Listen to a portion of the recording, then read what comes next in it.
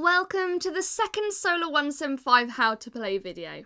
This series is designed to get you playing the campaign as fast as possible. This video should be watched at the end of your first game of Solar 175. If this is not where you're currently at, then check the playlist linked in the description below to find the right video for you. If you have any questions, please feel free to ask them in the comments section below and we'll get back to you as soon as possible.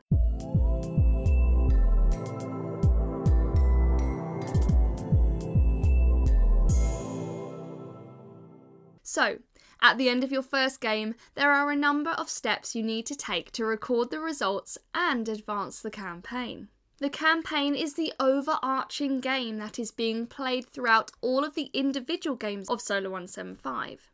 This campaign will ultimately be won by one corporation, based on their campaign points at the very end, and all this starts from Game 1. The steps you must take to prepare for the next game in the campaign are as follows. First, go to page 8 of the rulebook and check off the built box for the first megastructure, skyhooks. Skyhooks have now been built around zones 1 and 2, allowing players to explore further into the solar system. Before we move on to campaign scoring, make sure the scoring of all players has been completed and recorded on page 43 of the Lunar magazine. For a reminder on scoring, head to video 1 and find the chapter titled Endgame Scoring.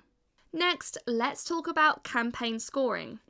Players need to mark their achievements from Game 1, and this is done on your campaign tracker cards. After each game, players cross off a box if they have achieved the highest score in any of the following areas. Presents. The players with the most presents in each zone can cross off the box referring to that zone. Remember, only zones 1 and 2 are available in Game 1. Players shouldn't cross off boxes for zones they have no presence in. Megastructure funding. The players who receive the most points for megastructure funding can cross off a box from here. Base building. The players who receive the most points from building bases can cross off a box from here. UFSS Peacekeeping Force. The players who receive the most points from military tokens can cross off this box. Resource extraction. The players who had the most mining resource tokens left over at the end of the game can cross off a box from this section. They must have had a minimum of 1 token in order to do this. Most profitable. The player who had the most credits left over at the end of the game can cross off a box here, and they must have had a minimum of 2 credits in order to do this. Lastly, the highest influence. The player that won the game can, you guessed it, cross off a box from this section. If this section ever becomes full, then add a tally to the longer box below to indicate each additional victory. These checkboxes are the key to receiving awards for your corporation and ultimately winning the campaign. If there is a tie for first place in any of these areas, both players cross off the relevant box on their campaign tracker cards. If you ever complete a row of boxes on your campaign tracker card, then you gain an award. If you are the first player to gain this award, then you get the gold version, and if you are the second, you get the silver version. These awards are worth large amounts of campaign points, and they are all listed on page 21 of the rulebook. If you win an award and you have space, you must take it. Then we move on to the development of the solar system. At the end of each game, the solar system has become a little more developed. To demonstrate this, the winner of each game can choose one location card from the solar system and permanently name one of the cities in that location. They do this by writing the name onto the card in one of these spaces. The more you play, the more unique your solar system will become. Then we check if any permanent changes have been made to the game world from your actions in this game. These are listed on pages 22 and 23 of the rulebook. If any of these events have occurred, then check the boxes next to them off and follow the instructions given in the sections they reference. At the end of the first game, only this event has been triggered, so you check off these 2 boxes and move to sections 1 and 2 in the rulebook.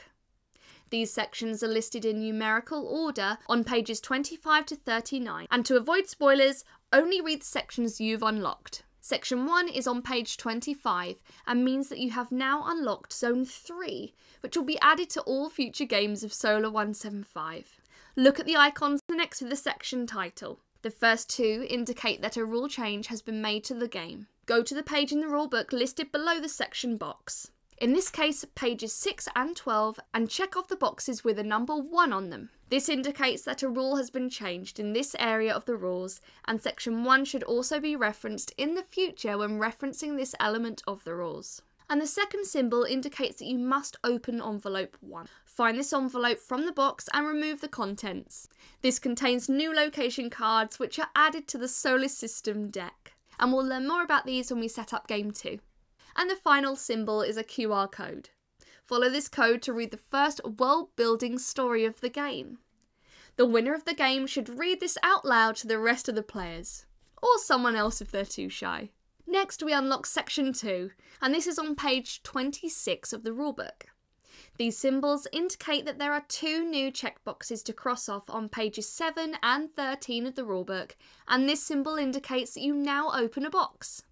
In this case, box 1, which contains the NED tokens, the Near Earth Dynamic Systems trade card, and the Hub bonus tokens. These will all be used in your second game of Solar 175. Then you have the Solar System narratives.